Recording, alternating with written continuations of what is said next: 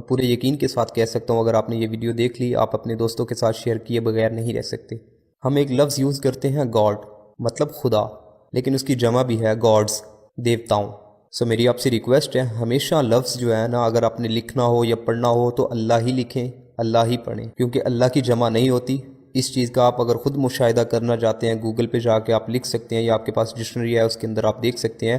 God کا مطلب آئے گا خدا، گاڈز کا آئے گا دیوتاؤں۔ اللہ لکھیں گے تو اللہ ہی آئے گا، اللہ کے ساتھ ایس لگا دیں گے تو اللہ تعالیٰ آ جائے گا۔ سو آپ کوئی بھی زبان لکھیں، کوئی بھی زبان بولیں، لیکن جب بھی اللہ کا لفظ آئے تو اللہ ہی کہیے۔ انفیکٹ یہ جو لفظ گاڈ اور گاڈز ہے یہ نان مسلم لوگوں نے اپنے خدا کے لیے استعمال کیا ہے، یعنی کہ اگر ایک بت ہے اس کو وہ بولتے ہیں گاڈ، زیادہ بت ہوں گے تو ان کے لیے وہ بولیں گے گاڈز، دیوتاؤں، اور ہمارا اللہ ایک ہے، اللہ کی جمع نہیں ہے۔ سو میری آپ سے ریکویسٹ ہے کہ ہمیشہ اللہ ہی لکھیے، اللہ ہی پڑھیے۔